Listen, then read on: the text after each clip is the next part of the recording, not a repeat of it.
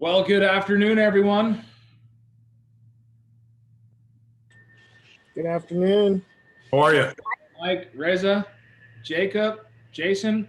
Well, the rest of the people should be jumping on here soon. We always know how Thursday's call go. It just takes a slow rolling, getting people going, getting people off their desks. Reza, it's good to see your face, man. Nice to see you too. Thank you for having me. How's your closing coming along? It's going good. It's going to close in about a week. You excited to have your first closing? Yeah, I'm just trying to get the last couple documents like earnest money receipt and stuff like that. Yeah, just reach out the title and just tell them to send it to you. Awesome. Thank you. So.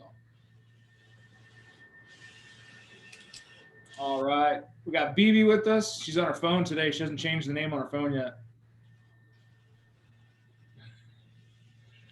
Jacob, camera's on. Heather, what you doing? Adriana, how you doing? If you guys can, let's have your cameras on, your mics off. Let's be participatory. Today we got a special guest speaker. Nick's joining us right now. And he's got the guys, I'm here. Shiny background ever to cover his head up so he can't see anything. Sorry. Here, let me move. You gotta love Zoom, right? We all have learned to operate in a digital space. I believe Ed, I'm not even gonna try to say that last name, is Jessinoka is with you, Nick, as well. So we're gonna have more of our agents. Go ahead. And Celia. Hi. Celia. So we just give it a couple minutes. We're gonna just banter back and forth.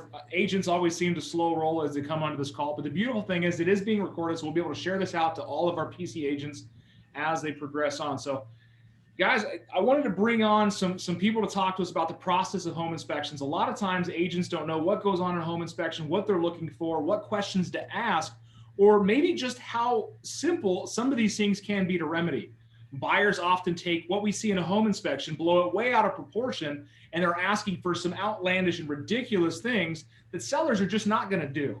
Especially right now in the market we're dealing with, which is extremely heavy in the seller's market, they are not inclined to do any repairs regardless of the sales price. So it's important to understand what your partners in your home inspections are looking for, as well as understanding the small things and how they can help navigate that water so that we are not putting ourselves in a position we cannot negotiate out of. So I'm going to let Nick take over, introduce himself, talk about his company, and then bring on his guests as well. Nick, the floor is yours, man. You have all the time you need. Thank you. So my name is Nick Marksberry. I own and operate Always Faithful Home Inspection. I started doing this in 2016. I think we were in a buyer's market back then, so it was a little bit different, and have been able to evolve into the transition into the seller's market that we're currently in now. I was really fortunate when I started. The guy that trained me, the home inspector that trained me, very, very non-alarmist. He was very familiar with the way houses are built and houses work. And so he was able to kind of guide me into that. I've seen a few inspectors since then that they tend to blow up the deal. So we try to avoid that. And we've done a pretty good job about it. I haven't seen many deals fall apart because the inspection itself, outside of like the home, actually was in pretty bad shape. Through all of this, I was able to bring on a couple of other inspectors with me.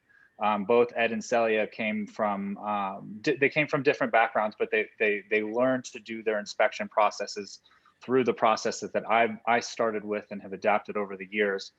So they as well are very good inspectors, and they're also non-alarmist. They understand that everything's fixable. And when we transition back into the buyer's market, everything will have to change, but also obviously we're not allowed to tell the buyers what needs to be fixed, but we're able to kind of give them insights into, this should be fixed versus this is not really that big a deal versus there's workarounds to do this way.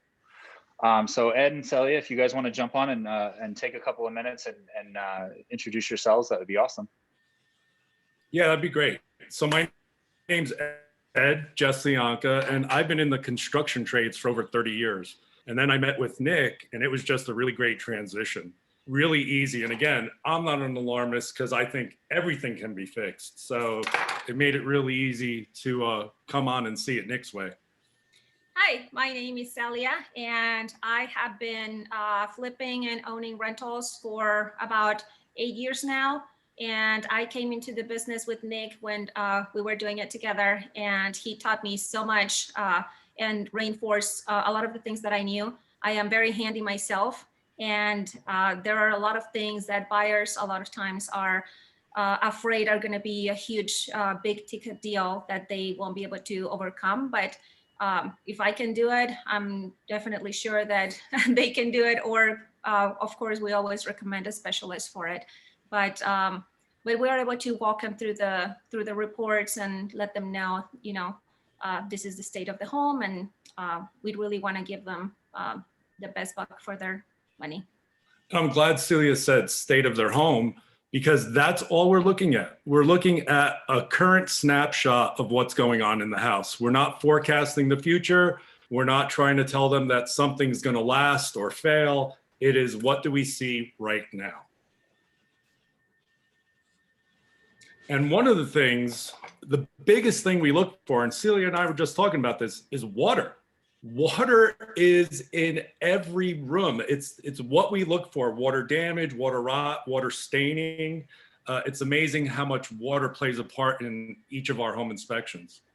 Yes, a lot of times people think that because we are in the desert, there is not really a whole lot of water to go around, but really water can be a big problem, especially when it is getting close to the foundation, because it can cause spalling, it can cause termites to be attracted to it, and mold to grow. A lot of times in the newer construction, the houses are built so airtight that they are not really allowed to dry, and that can cause a mold issue that a lot of people are not aware of. So having a mold inspection has become very popular lately. And we were talking about all those pretty planters in front of houses. That really sometimes turns out to be a big, big problem, especially if that person is overwatering the plants in front of the home. That water can seep underneath the house, and if there's an expansive soil like clay, it could actually cause heaving. So when we are doing a home inspection, we are looking at all different sources of water, including the hose bibs outside that are draining towards the foundation, any leaks from the roof, if the heater is leaking into the roof, if the backup pan under the furnace is connected correctly. I mean, water comes from everywhere. And we also like doing sewer scopes, especially on the older homes. So one of the things that no one ever sees is actually the drain line underneath the home. So we provide sewer scopes that get you a clear view, and we have the videos actually evaluated by a local plumbing company. So this way you know exactly what's going on under the house. So having a comprehensive home inspection is going to give you the tools to negotiate with your buyers and the stuff that they're going to get, because your buyer, I mean, a lot of you guys work with investors as well, but your buyers are families. They are going to live there, and you want to give them the best service. So having a comprehensive home inspection that includes, termites, pool, if there is a pool or spa in ground, the sewer scope, the mold inspection with air quality is going to set you for success and help your buyers make an educated decision on the home they're buying. And I guess, Dan, you said it well. Sellers aren't really. Oh, go ahead. Sorry, guys, if I could interject here for a second. Yeah. Also the importance of a home inspection is the non-biased opinion. We, all three of us do mold inspections as part of our menu of services, and I cannot tell you how many people I've talked to outside. They didn't do an inspection with us, but they found black fuzzy stuff in their house, and they had a contractor come in and say, "Yeah, this is definitely mold. Here's your $10,000 bill." And so I asked them, I'm like, "Yeah, I can absolutely help you guys, kind of explain this. Can you send me the lab results that they did for the testing that they did?" And the homeowners always go, "They never did any testing. They just said that it was definitely mold." Okay, well, they can't do that.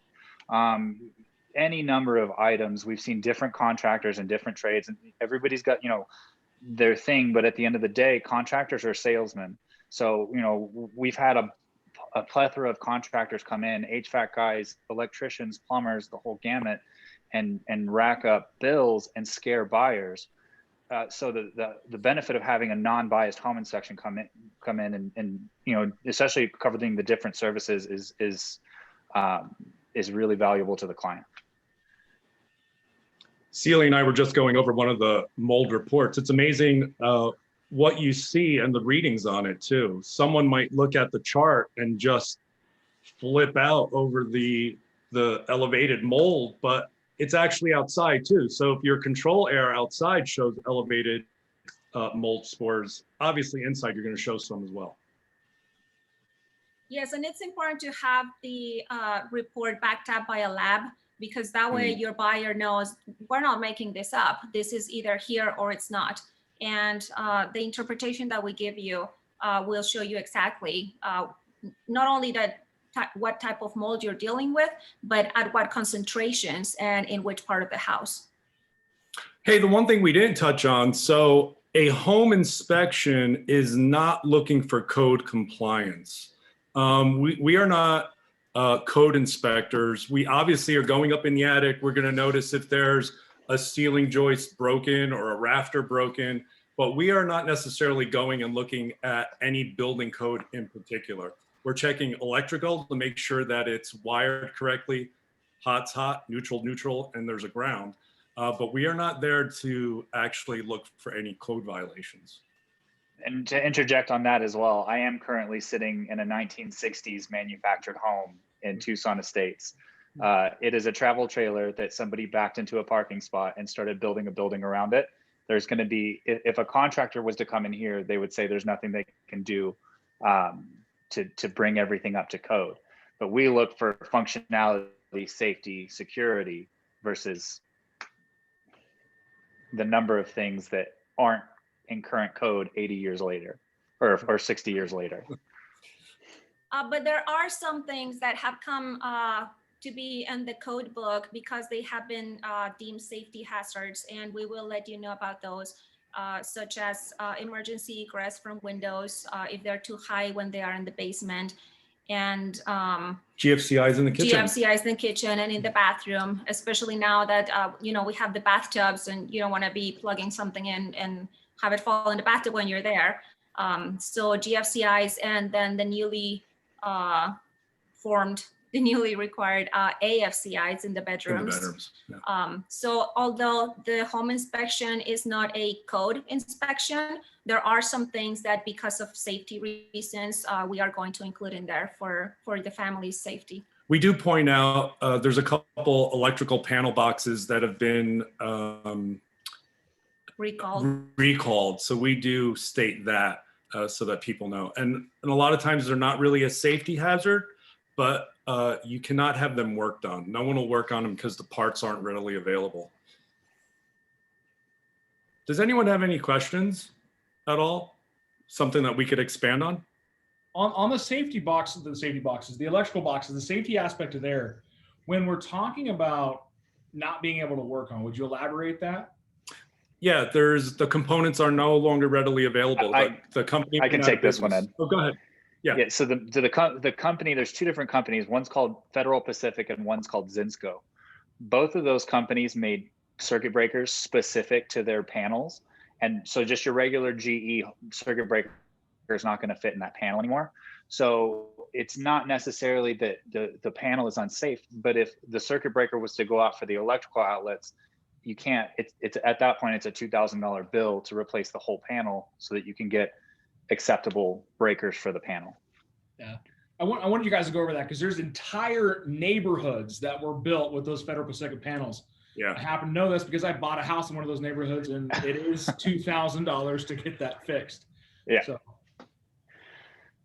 what era, as far as dates for those boxes? Do you guys have the dates for those boxes and like what kind of areas they were actually put in? I think that Federal Pacific went out of business in the 80s. So typically it's most of the older brick homes in town that have from the 70s will have either a Federal Pacific main panel or a lot of times they're doing a main panel replacement, but they're leaving the Federal Pacific sub panel. The Zinsco panels, I've only seen, it's at 1200 North Wilmot, those condos there. And like half the condos in there have that Zinsco panel still. And then my next question is, what about knob and tube? Are we still seeing that, or is most of that out now? I haven't seen it in a long time. Gosh, I want to say it was like the 30s was when that was pretty prevalent. So we would be at risk of seeing some of that down around the university, where we've got a lot of the older homes. But anything typically around town, it's not too prevalent anymore. So when you guys talked about new homes being so well built and airtight they create mold, another question is, what type of inspections would a client benefit from when purchasing a new built house? Anything. Oh, go ahead. You take that one. Well, yeah, we offer the inspection on the 11 month. That way, if anything breaks down during that time, they can go back and use their warranty. But the mold issue will only be such when there's conditions conducive for it. So if there's a leak under their sink, that's where they would find it. But for example, if there's a leak in the attic where the furnace is and the condensate line is leaking onto the wood, then those mold spores will go all over the house and they can plant themselves, and they're not going to be a problem unless there's a leak where they plant themselves. Right. Mold needs water, just Yeah. like every other living organism. So it can't survive without water and food. Yes. So an airtight house is not as big of a problem unless, of course, there's mold spores and then you have a leak. And anytime the front door opens, mold comes in from the exterior environment into the home. So. Mhm. Or any window, or you track water, it's raining, you track water in, those mold spores will come in. What about from the fresh air intake? Mold comes in through that too, into the system, because those systems need to turn on every so many. I Correct. forget how often it is. Yeah, when they build them, they test the tightness. When they do the HERS rating, they test the tightness of the house, and then they then dictate how many air changes per hour need to happen, and they build a system in for that. So that does bring in anything that brings in exterior air from the outside environment and brings mold in with it. And that's why when we take our samples, we have to do an exterior sample as well as the interior samples, because if we did only interior samples, we're going to show mold no matter what. So we have to do the exterior samples as the basis so that we have something to compare everything to. I was told during a mold inspection, actually, since it was raining that day, or actually it was actually snowing that day, that if they took an exterior sample, it wouldn't really give results about the interior. Why is that? Because anything that so when the snow and the water and the rainwater come down from the sky, it kind of drags everything in the air down with it. So you'll still get outside readings, but it's going to skew it a little bit. So realistically, when you get your lab results, any mold inspector doesn't, like, the lab results don't say this is a mold problem, this is fine. It just gives you the results of what it found inside and what it found outside. So when you do your chain of custody form for your mold report, you fill out what the weather was outside. So if it is inclement weather and the interior molds come up a little bit higher than normal, then we can say, well, based on the climate, this is normal. I actually did a inspection recently where it was raining, and they came back with Aspergillus penicillium at a higher level than outside, and the client was really curious about it because it was fairly high. But for that, and then because you'll get to, the mold inspectors will get to know the molds. So that particular mold, if it's not astronomical, and then based on the exterior environment, it was fine. What other issues would you see are something that you guys uncover commonly that would cause a buyer to have great concern that are actually pretty minor issues? Well, I think it's a minor issue. Polypiping, polybutylene. These days, there's so many companies now in Tucson that could do a retrofit in 2 days from start to finish that it really isn't that big an issue. That's one of the biggest things I see with plumbing anyway. And honestly, I think termites get a big red flag from a lot of buyers, because when they hear the word termites, they think of the old Looney Tunes cartoons where the termites are eating the buildings and they're just coming down in a week. I've talked to a lot of termite guys around town. The subterranean termites we have here, it takes them 1 year to eat 1 foot of 2x4. So if you've got a 2010 house and it's got termite tubes, the buyers will start to get scared, but they'd have to I mean, there's no way they could have done significant enough damage to the house in that time, but they hear termites and they start freaking out. So, and that's where we actually started doing termite inspections as well, because that way we give the unbiased opinion, because if it's got termites or it doesn't have termites, we don't benefit either way, but we can explain to the client, yeah, you've got termites. There's termites in the house that I'm in right now, but most of the structure of this house is metal.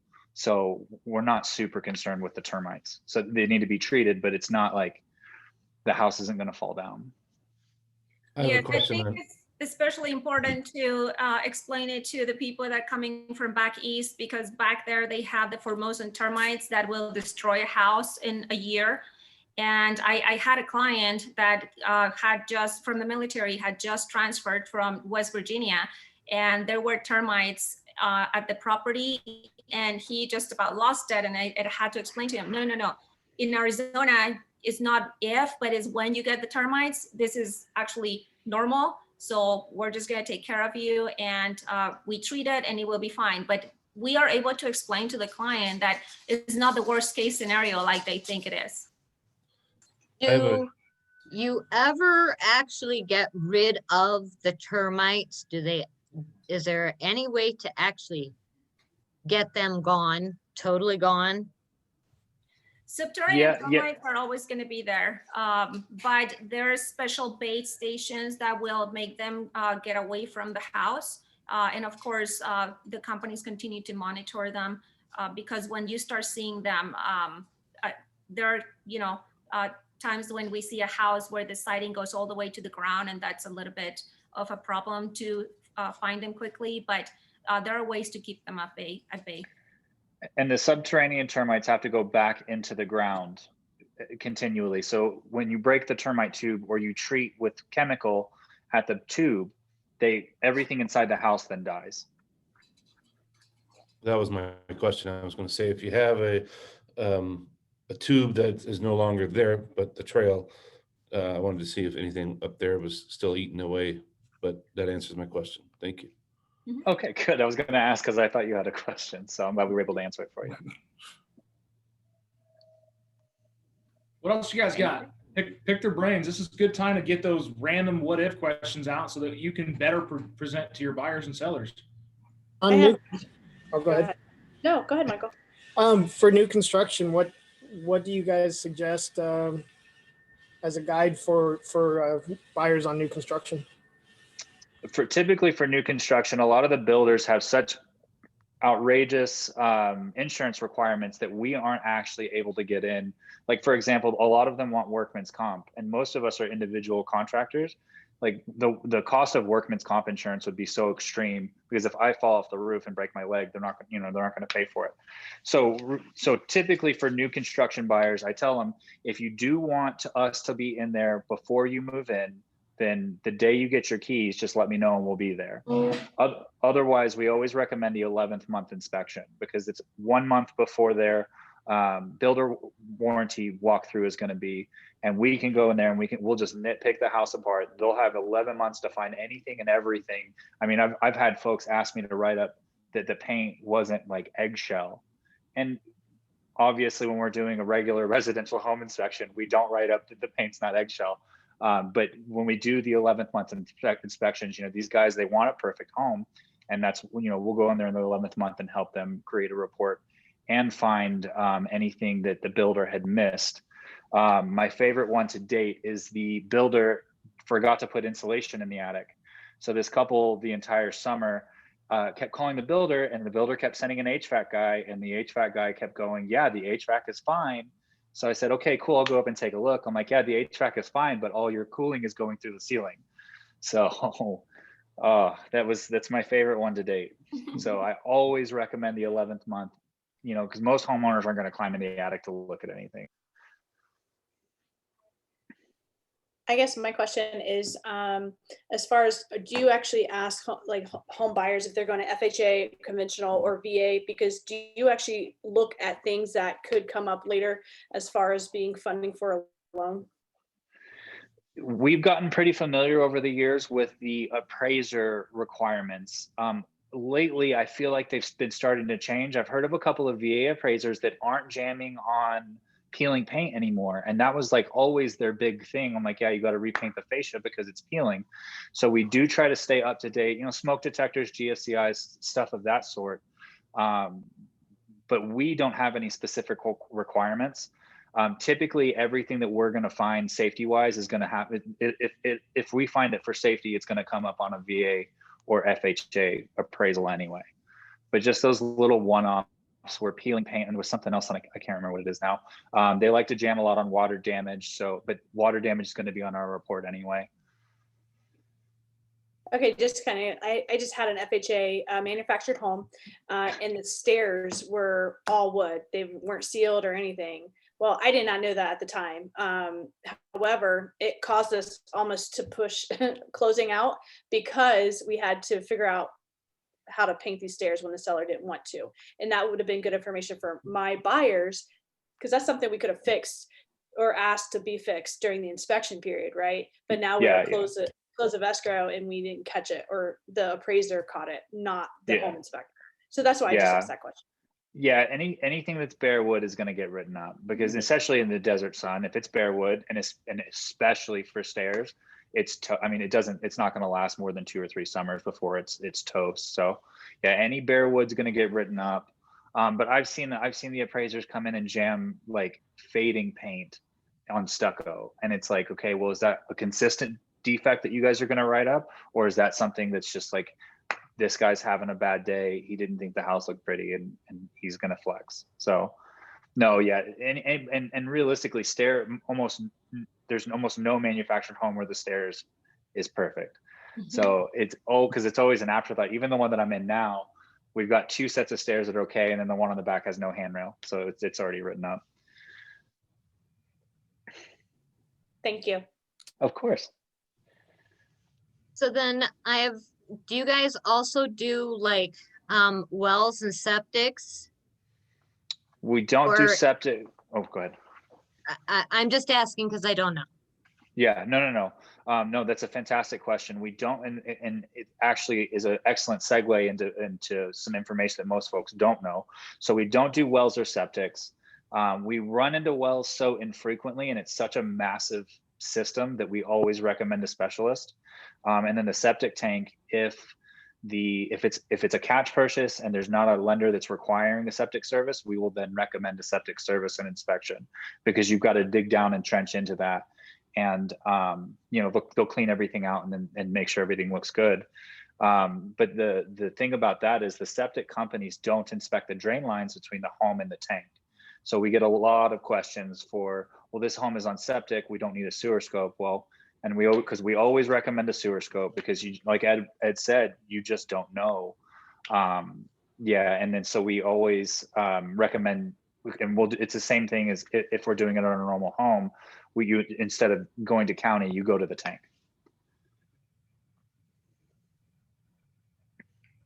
Of course. Great question. How long do your inspections typically take? Obviously, it's going to depend on the house and the experience of the inspector. My inspections are very, very fast, but I've done a fair share. Ed and Celia are getting faster. I don't think either one of them is taking more than 2 hours on a normal home anymore. And that would include with the sewer scope and now termite inspection as well. And just to let you know, we also, when we have an appointment, for example, at 10 in the morning, we get there about half hour early so we can get started on the exterior. And when you get there, that way you don't have to be waiting forever. By the time you get there, we're already done with the roof and the exterior. So that also saves you some time.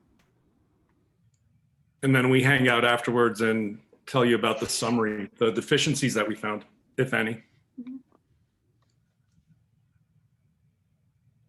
And what's your price ranges? I know a lot of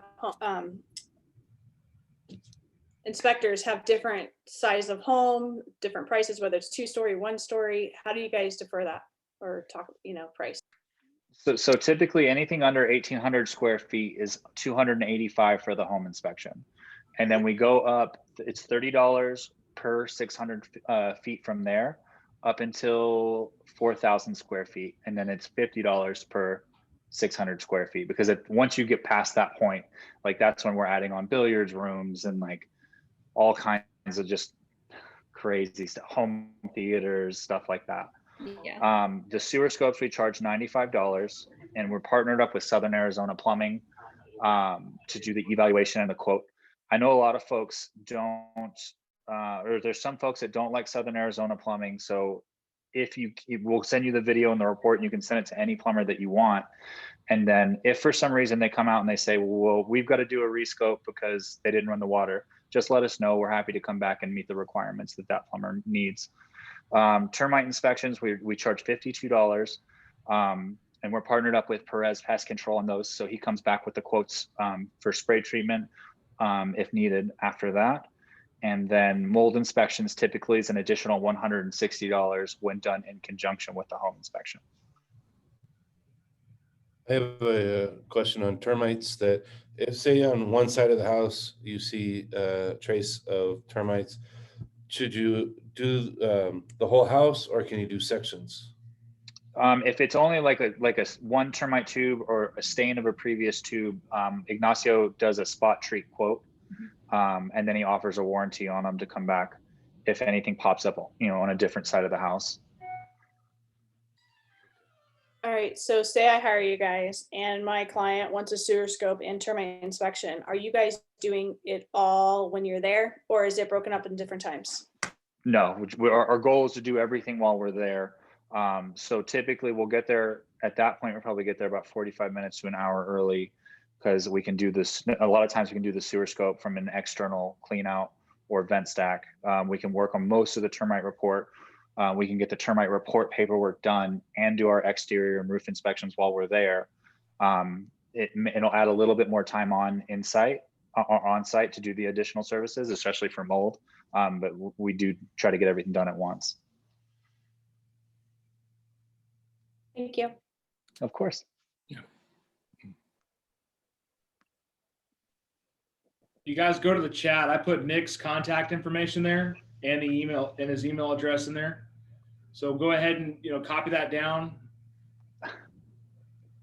This isn't a plug for his business, but we do appreciate him jumping on here and answering some questions. But I can give a plug for his business. yeah, a lot of our agents utilize him and his services. So a trusted resource is a good part of your team. We talk about this all the time, having those trusted allies on your team, on your bench, helping you out.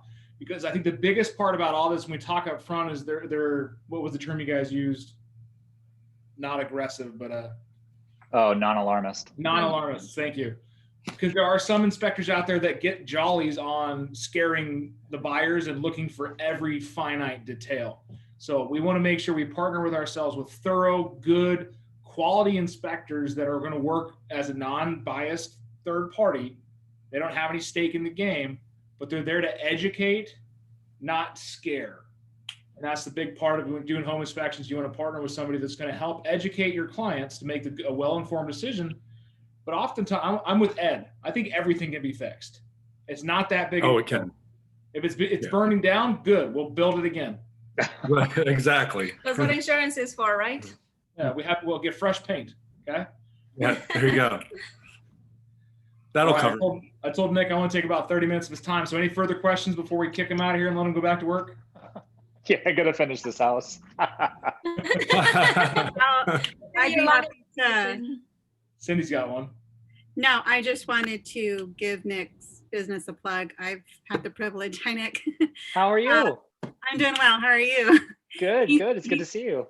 Yeah, you too. He's done several of my inspections. So, and he's a machine. I mean, people are, my clients would be like, I can't believe, because he has his iPad and he's literally can do, like, he can multitask. So anyway, I just wanted to let you guys know that on the last one, I didn't know that Nick had expanded. So I also worked with, I believe it's Mark. Yeah. Oh, yeah. Mark went on to do his own thing for a little bit, but Oh, okay. Yeah. Anyway, hi. Thanks, Cindy. you're welcome. Cool, guys. Does anybody else have any questions for us? No, we'll just call you. Yeah, that was what I was going to say next. Is my numbers in the chat. So if you guys have any questions at any point, don't hesitate to give me a call. If it goes to voicemail, shoot me a text or an email. I always get back as soon as I can, and I'm always available for questions and to chat. So cool. I'll talk to you guys soon, and everybody else have a great day. Awesome. Yeah. Thank you so much for your time, Nick, Ed. Thanks, See you, man. appreciate it, guys. Thank Thank you. you, ya. guys. Bye. Thank you for Thank having you. us. Bye. Rest of you, stay on. I gotta move from my computer to my phone. I'll be back. It's a strange move right there. So I gotta go. I gotta get on the road, so I gotta go. So quickly, we can actually cut soon to, I want to talk about, we are going to be implementing a new call series where in the mornings at 8:45 to 9 o'clock, it'll be an open dead space just to have calls. Like you can come on, it'll be a Zoom call, come in, ask questions, have an open forum for asking questions. And then from 3:30 to 4 o'clock every day, 3:30 to 4 o'clock every afternoon, there'll be that same standing call time where you can jump on, ask questions. When are Be you a guys part of it. implement, Go ahead, Amber. when are you going to implement that? Like, do we have a date? I was thinking Monday is when I was going to start it, but I don't mind doing one today too. Okay, I was just curious. Yeah, because I was going to, because our calls are from 2:30 to 3:30, and I figured right afterwards we could just stay on and do the question answer. Or I'm probably gonna set it up in my own personal Zoom room so we don't have any conflict with any of the other training classes. And since we get the free rooms for up to 45 minutes if there's more than 3 people, we'll do a 15-minute in the morning for catching the mornings and then a 30-minute in the afternoons. Except for Thursdays. I do have to tell you, Thursdays I have a pre-standing appointment in the morning. You guys are more than welcome to jump on and use that link and ask questions to each other. I just will not be able to be there on Thursdays. So if some of the senior agents want to be on that call and help answer questions or something like that, that's awesome. That brings the camaraderie. I just will not be there on Thursdays. But Monday through Friday, 8:45 to 9 every morning will be a stand-up call. We have our scripts and tricks, which is a different thing. But just a random, if you got random questions, you need some help and guidance, 8:45 to 9 o'clock in the morning or 3:30 to 4 o'clock every day. Complete transparency, guys. I'm trying to get back some of my day so that I can help build the program and help out. I absolutely love answering questions for you, but I think if we can have it in a very specialized place, you will know where you can go, get the information, and you may have the very same question that gets asked, so it'll answer it for 2 or 3 people. So not mandatory, but if you got questions, bring them to the call. If you got needs, like you need help with an inspection, you need an electrician, or you got a buyer need, a seller need, this is where we're going to come together as a group and have like an open forum, like, hey guys, I got a listing coming live. This is what we're looking at. Bring it. So 8:45 every morning, 3:30 every afternoon. Is that good? If there's an emergency, you can text me and say, hey, kind of an emergency, and we'll work through it. All right. No matter what, you'll have the support. And we're just trying to set it up where we have a place. Because a lot of agents have been asking for a consistent time spot and where they can ask questions instead of always, I hate this term. I don't want to bug you. You're never bugging me, but if you call and I'm on a call, I can't answer. If I'm teaching a class, I can't answer. But I want to make sure you guys have clear-cut times where you'll have my undivided attention as well as other agents around to help out. Cool? So what times are those? 8:45 to 9. And 2:30 3:30. or 3:30 to 4. 3:30 to 4. Okay. On Monday's class for PC development, Cindy, go. You got to go. You got to get out of here. You got to go pick up your kids.